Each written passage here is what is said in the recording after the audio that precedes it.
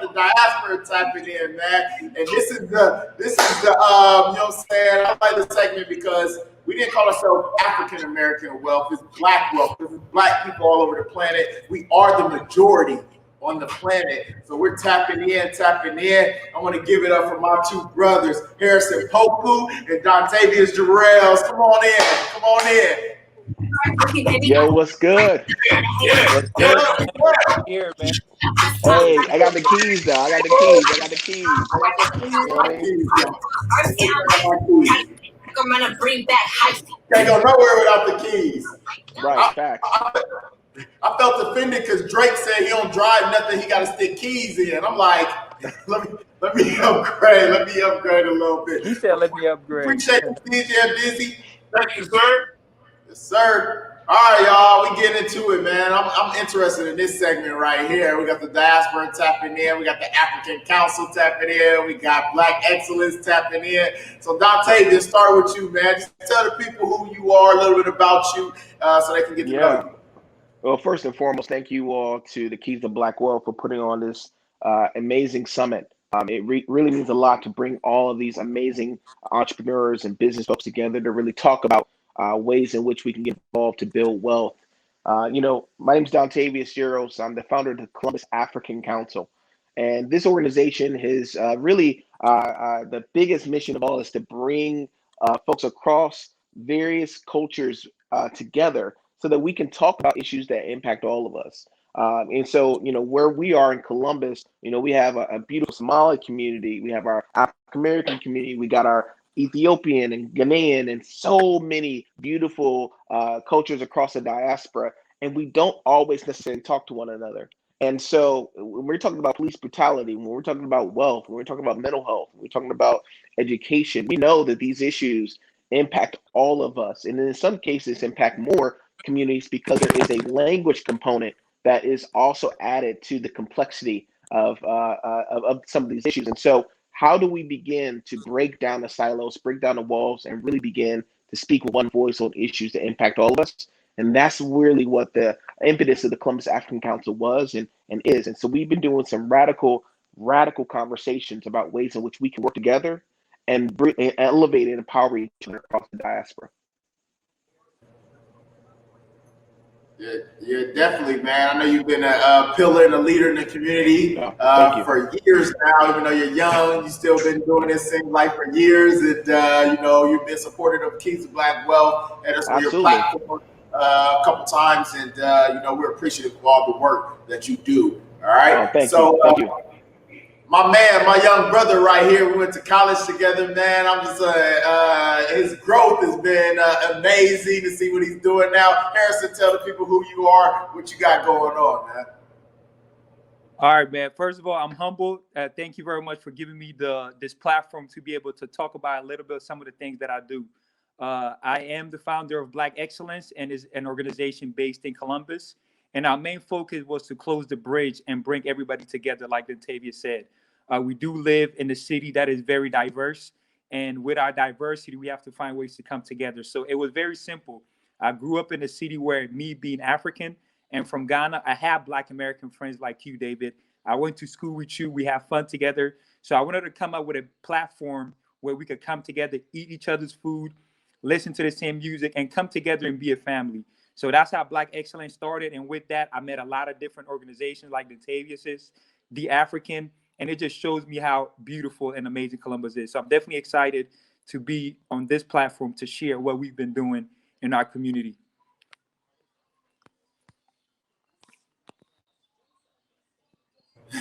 Big shout out to both of you guys for that introduction. Like I said, y'all both are pillars and leaders in the community. And it's all about bridging that gap. A lot of times, you know, they say we don't like to work together, work well with each other. Right. I'll have you, Dontavius, you know, just to kind of try to bridge those gaps between, you know, the African community, the African American community, you know, different communities. I know you're really good at being able to reach people of all different backgrounds in life.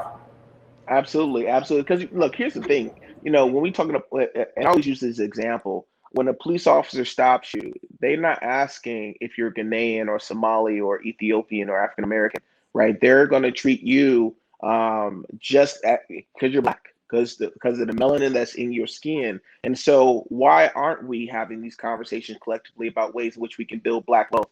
What does true Black wealth look like as we invest in community, in our businesses across the diaspora? And how do we get our brothers and sisters across the cultures to invest in our communities, in our businesses? How we're tackling mental health. Let me tell you, right here in Ohio, the number one age demographic and cultural demographic for folks completing suicide is Black men, right? And I say Black men, I mean Black men across the diaspora. And so, these issues are so important to us that means that we have to have a collective solution that impacts all families across all of our communities.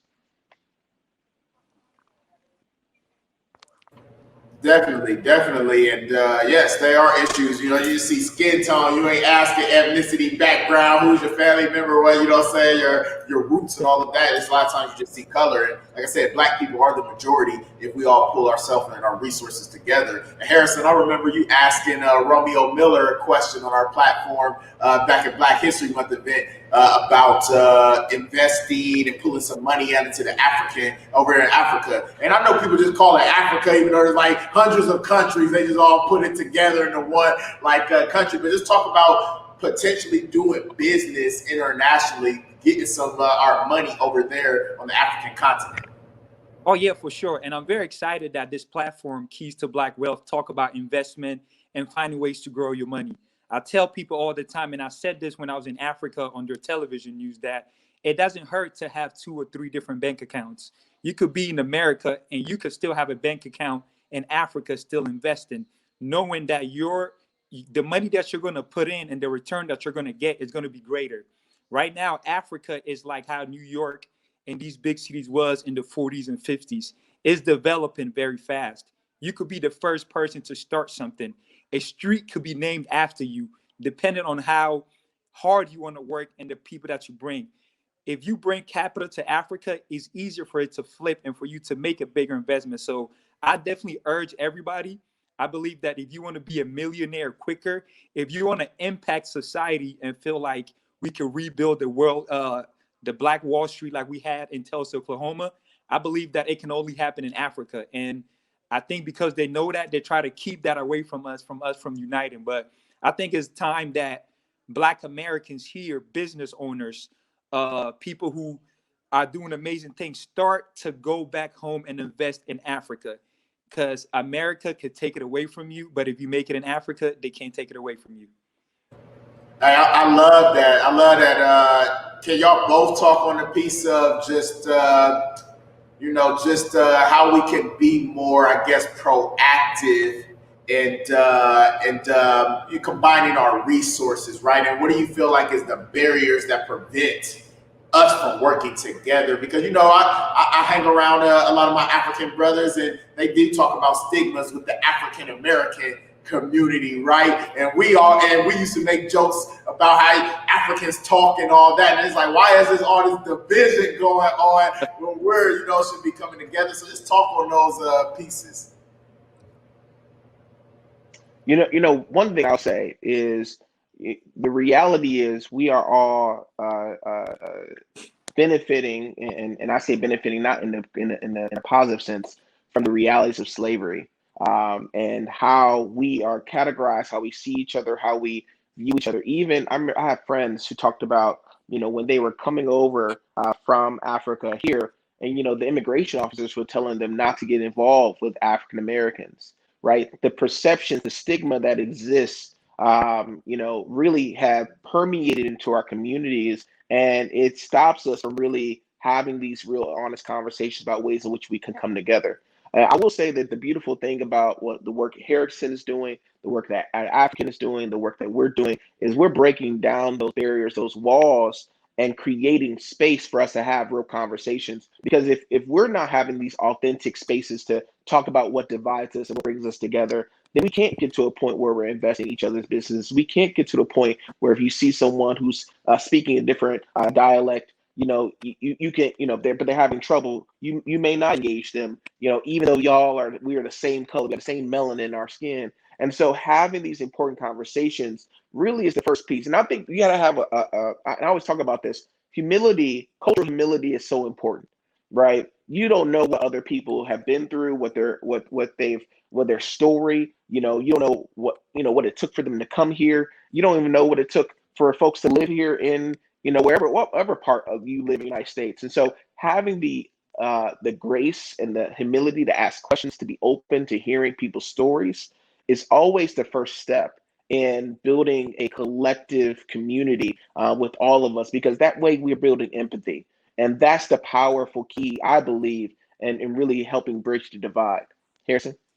Oh man, appreciate him, and I love the work that Dontavius is doing as well. We bring people together, and I believe that by bringing people together, a lot of stereotypes and misconceptions are always resolved. One thing that I would say is the division between the Black Americans and then the diaspora is very critical, and I'm not going to lie. As an African, like Dontavius said, of course, we've been implanted to stay away from Black Americans. We hear all the stereotypes, and we have Black Americans who have stereotypes about Africans, or they can't drive, or they got AIDS. Yeah. Many different things that allow the anger to build. But this is when I noticed that change was coming, which is sad that it had to take a Black movie, Black Panther, for a lot of Black Americans to be proud about where they were from and about their native. After the movie Black Panther, you've seen the growth of people proclaiming their originality as far as where am I from, even wearing attires like I'm wearing right now. It's sold out. So I believe that, of course, thanks to things going viral, things are getting better. And I think that we are going in the right direction, especially with what is happening in Nigeria, knowing that there were a lot of African American leaders and celebrities that were posting and talking about the massacre that's happening. I'm telling you guys right now, the world is worried about the unity, not just of Black Americans here in America, but the unity of Black Americans here with Africa, because together, not even the United Nations could stop us. Man, that's so true, Harrison, and that's why it's always trying to cause division. I don't care what race, society, generate. We go ancestors back, like division, division, division. Whether that's white versus black, or it's black versus black, it's community versus community. Like we have to come together. And I know Dontavius, you're in Harrison. Y'all in y'all in the political space, right? Too. So what way do y'all see Africans playing a role in the political space here in America, right? Because it's like, hey, you hear these vote, vote, vote, vote, vote, vote, and they're kind of like targeting African Americans. But what about Nigerians, the Ghanaians, like all of that community? Do they get into voting like that? How do they see that? And y'all both can talk on that piece. Yeah, and I know Harrison got a lot to say about this too. For me, being politics is everything. I mean, it's in everything. It's in the way you drive. It's in the way you breathe. It's in education. It's in everything. The culture you have in your workplace. And so one of the things I always talk to people about is, if you're gonna, politics is life. So you just gotta engage it. You got to be a part of it. And so, when we're talking out, right now it's an election going on. We're 16 days away. And the reality is we got, folks who don't believe that we should have a diaspora, folks who don't want to see us come together. And so a lot of the conversation I've been having is about making sure there's access to voting, making sure that people understand that voting is just one piece of it. Obviously, we have to hold our elected officials accountable. Obviously, we got to have a quick grasp of the issues.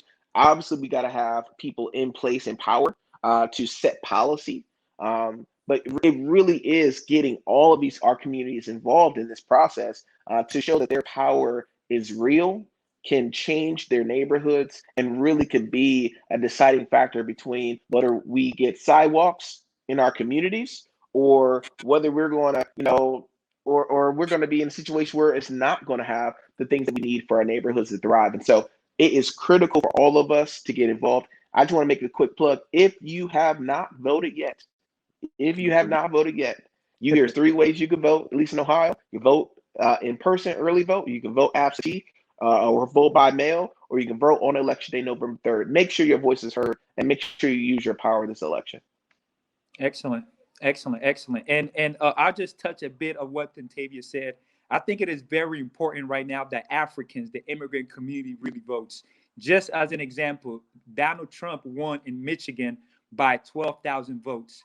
In Michigan alone, there are about 10,000 diasporans, Nigerians, Ghanaians, different places, without counting Black Americans. So I believe that now that we know that there are a lot of Africans here, I believe that now there is a different strategy on finding ways to approach and tackle Africans, because we do have different issues. For example, when the Black Lives Matter situation happened, you had a lot of Africans who did not want to participate because they felt that whenever they had deportation or immigration issues, Black Americans didn't care about it. But we all know that we all experience the same issues: police brutality, people being racist against us in different areas. So I believe that it is very critical that Africans wake up. A lot of us think this is not our home because we're from Africa, but guess what? If you're working at 9 to 5 here, this is home. And if you're here, you better go vote. So I think it's very important that we go vote. Man, y'all dropping keys. Y'all dropping keys, man. Y'all dropping keys. So go ahead and leave the attendees with like your last final keys, and then where they can contact you at and get in contact with you.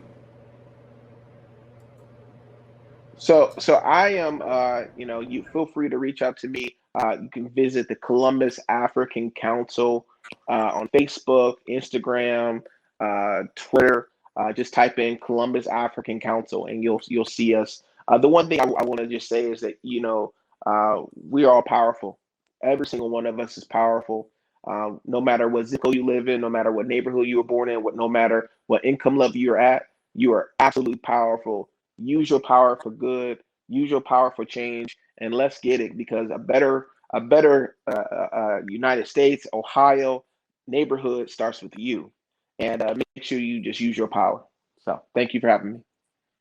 Excellent. Use your power. Man, what I'm going to tell everybody, because I know this program, you've had a lot of entrepreneurs, businessmen, people who love to be millionaires and billionaires. It's all about the money, because the name wealth is everything. But this is something that I want to share with everybody. You cannot be successful if you don't participate in community engagement. It's not just about writing a check. It's easy to just write a check and just give it away. But it's very important to get active. Go out there, knock on doors, help a friend out. If somebody says, come and fundraise money for me, don't just write a check. Go to the event, try to help out. And I believe that the more you do that, it will help you and it will humble you in many different ways. So to all the businessmen, all the entrepreneurs, as you're striving to be a millionaire, also strive and find ways to help the community that you're in by going to town hall meetings, by voting, by making phone calls, by knocking on doors. Don't forget that, because you're not a good, now I wouldn't say a good person, but you're not an excellent person if you leave community engagement to the side and just be like, oh, that's the mayor's job. That's the city council. No, it's all of our jobs. So that's how I want to end it. Everybody participate in your community. Where can I find you at, Harrison? And you can find me. You can find Black Excellence on Facebook. You type it in. We have all our events. And you can find me on Instagram at harrisonspeaks.com. So thank you, David, for having me. It's a pleasure to be on here with my brother Dontavius.